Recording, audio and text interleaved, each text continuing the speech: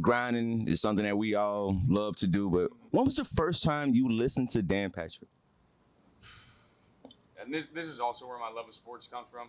My dad, he never listened to music. It was only sports talk radio. So I grew up pretty much, the three people I really remember like growing up listening to, we were in obviously California, Dan Patrick, Petros and Money, and Mason in Ireland. They were like the three main guys that we would listen to on sports talk radio. But I probably listened to Dan for the first time, maybe when I was like, the earliest I can remember was like 5 or 6 years old. I just like, the voice just never goes away. Like you can just always hear it, and I remember him from SportsCenter, and that was when SportsCenter was in like their heydays. Yep. So I'd watch ESPN every night, and then whenever we were with my dad, he would always have sports talk radio on, and I never understood like how he found the stations to listen to, but it was the best because they would have conversations about sports, and I'd be like, this is exactly what I envision my life being, just talking to sports for 3 hours a day and getting paid to do it. And so yeah, probably when I was like 5, 6, 7 years old, but a lot of my childhood was definitely listening to Dan and other people on the radio, and that was awesome. For sure. I'm going to scoot it on a little further a little bit. So, we do psychology of play presentation, but I'm going to scoot on to Rutledge class. What was your reaction when you finally got behind the desk and you're actually calling a highlight? You've watched it so many times on SportsCenter, and then it's your turn, and you're like, what do I say? What do I call touchdown? Like, is he at the 40 or is he at the 10 right now? Like, I don't know. It was super nerve-wracking, but it was also like I felt like the first step. It was almost like the first, like when you're learning how to play golf for the first time. It's almost like that first time you take a swing and you're learning how to swing a golf club. Like that's what it felt like. It was like, oh, this is just like getting your feet wet in the water. You know what I mean? Like this is like, when you're a diver, you don't start with the 33 feet one. You start with the springboard or whatever. Like that's what it felt like. I was like, but it was like you were jumping into the deep end with no skills, but like with support, and then I can't even watch that now. Like I don't even know who that person is that did that highlight that day. But it is insane to think about where I was then and where you are 18 months later and ready to get a job and totally be in the industry. What game? I'm just curious. What game did you call for Ready class? I think it was Clemson, Ohio State. Yeah, no. It was the Natty. It was LSU Clemson. Yep, I called the same game. LSU, yep. Clemson. Because I just knew enough about that team, and I knew enough about Jamar and like Joe and the scoring plays in that game. And I'm not the biggest fan of Clemson, so calling a 49-25 blowout highlight wasn't bad for your first one. But I loved that game. I loved that season. I just thought Burrow was super special that year, and that was honestly like the best option that I could find, best game. Because I didn't want to do a semifinal one. I wanted to do like the biggest game that they had in there. And the NBA Finals game was like super old. It was like Raptors Warriors. I was like, bruh, ain't no way. And so I just chose LSU Clemson National Championship. In my opinion, one of my favorite attributes that you do is your script writing. Like your writing is on point. And I know in Stanton class, you learn different type of leads and pop culture leads and all the things like that. What was your experience when you finally took broadcast writing? Yeah, I think that's the foundation of our business. I think that's the foundation of our program is being able to write and being able to like put thoughts into short sentences. And I hadn't gone to school for like 6 years, so I was trying to write like how they taught me in high school, professional long sentences, blah blah blah, whatever it was. But that class changed everything for me because like seeing how he could just flip on a dime and just like whatever you said, he could just actually say what you thought, like what you were trying to say, was incredible. And I still think back of all the stuff Stanton, taught me, like one thought per sentence, write the short sentence, short, concise thoughts. Just that stuff has always stuck with me because it just helps you it just helps your brain kind of just like move, if that makes sense. Like it's just like, all right, I'm done with that thought. Now I'm here, now I'm here, now I'm here.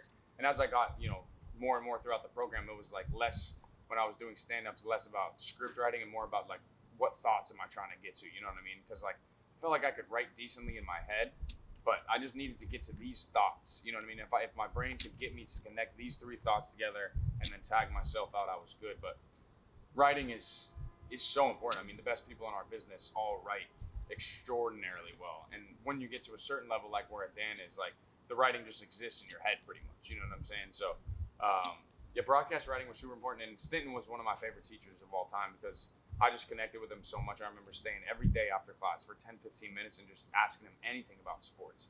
Because that's my thing is like everybody that's older than me that like loves sports as much as I do knows more than me because they've been alive for double the amount of time. They've seen more sports with their own two eyes. And that's what I think is most important is like watching with your own eyes and having an opinion afterwards, not just like watching highlights or seeing stats and then having an opinion.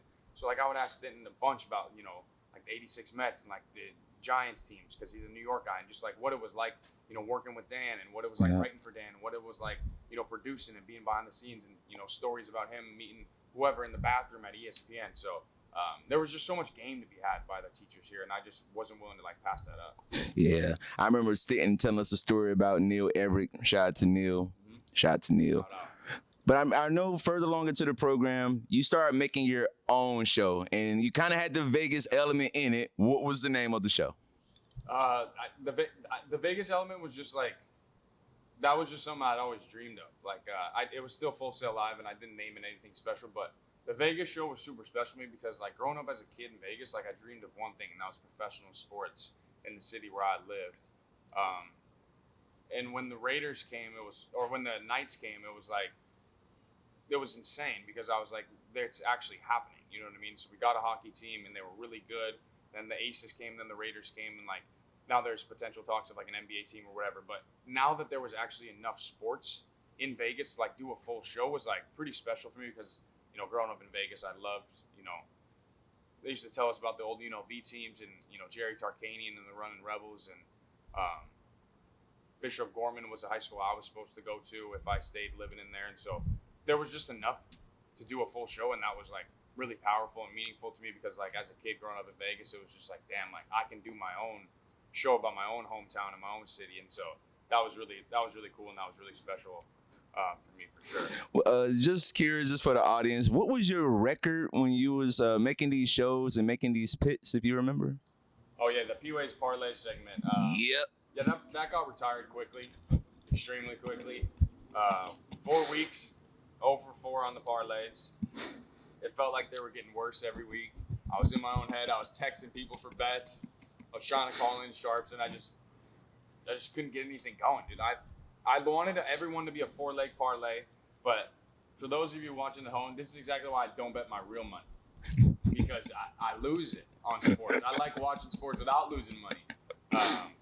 But no, like the P-Ways Parlay segment was really fun because it was just something special that I got to do and being from Vegas. Like, I mean, I love gambling. Yeah. Like, I do, but I just don't love losing my money. You know what I'm saying? Like, I love gambling, but only when I win. So that was a super fun segment, but it did not work out in my favor whatsoever. I know you got a lot of advice and a lot of helps from a lot of students, teachers, and etc. What is a student who sticks out in your mind that you guys helped each other and you got good advice from? That's a super good one. Scott Kirk comes to mind. Shout to Scott. Brandon Daniels, KJ Doyle. Those three guys, like, they just stick out like immediately. Obviously Nico Arceniegas, he's my boy. He's my buddy. He's the man. Like a lot of those people, but I'm talking about the older people that put me on the game. Right. Was like Scott and Brandon and KJ. They just like took me aside and they just told me things that like the teachers wouldn't tell. Like you wouldn't learn for months. Can you give me an example? I don't know if I have an exact example, but I remember I was in broadcast writing, and KJ came up to me after my final, and he said, he was just like, yeah, Stinton said, you remind me, or you remind him of me. And that was when KJ was kind of standard, and, you know, really, I looked up to him a lot, and that just kind of gave me so much confidence. And he said, you know, if you need anything throughout the entire program, like, or you need me to give you feedback, like, just whenever, you know, just let me know.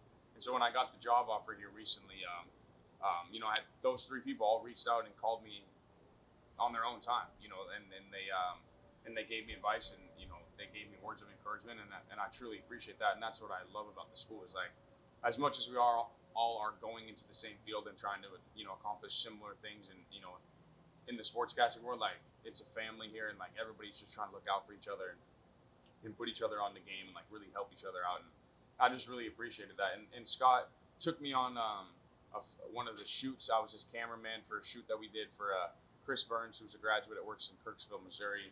And that was just like watching him learn or watching him work, you know what I mean? Seeing how he edited in a day, seeing how he did a stand-up, edited it, and got it all together within, like, you know, a 2-hour, 3-hour window. Like, seeing how he interacted with the people we needed B-roll with. You know what I mean? The connection, the questions he would ask, like just a professional example. And then Brandon just set an example for work ethic and just how to put shows together, man. Like he was so elite at being on camera, and he's still killing it. Now, you know, he's at Pebble Beach this weekend and stuff like that. So Brandon's always been a person I've looked up to, and just his work is so quality. That's where I'm trying to get my level to be at. For sure. Hey, salute to all y'all. I'm looking at the camera. Salute to all y'all who helped my dog P-Way, because what y'all did for P-Way, he put me on game. So I appreciate y'all. I know when we do IL hours, you have to either be behind the camera, you got to be in audio. TD, teleprompter. What was your favorite thing to do if you was gonna do IL? I like doing audio because I think it's such a big responsibility. Like you can really elevate somebody's show, like if you truly care about the music you're choosing for them, and like really making sure their thoughts are in on time, making sure their voice, is level. TD was fun because it is a pressure situation. Like you got to make sure you dissolve right. You got to make sure you wipe correctly and hit the same shots. But I think every aspect of the control room is so important because, like, I'm an athlete, man. Like, it takes a team to win. And I think it takes a team, especially in our business, to put together a great show. And I don't take any of those positions for granted because, like, the higher level your shows go, like, the more elite your camera person has to be. Like, he's got to move in the middle, like, of the show and different stuff like that. So every aspect is super important. I like doing audio just because it gave me a little bit of, like, creative control on music and different stuff like that. But it also, like, I wanted to make sure that everybody who was doing a show when I was in audio, like, had the same level of expectation that I had and stuff like that. So I'm trying to help out whenever I can. I'm so glad you picked audio because I wanted you kind of led me into my next question. So for the people who don't know, I'm going to have P-Way explain to you. What all goes into the audio room? What all you have to do? You gotta obviously mic check the talent when they're up there and making sure their audio levels are good, making sure they're talking to their microphone good enough. But you also have to mic them up and put their IFB on them, which is super important, like just making sure they're comfortable with where their microphone is, how their IFB's in there. At the end of the day, like it's their show, they're on the camera. We don't have to look bad on camera if something goes wrong.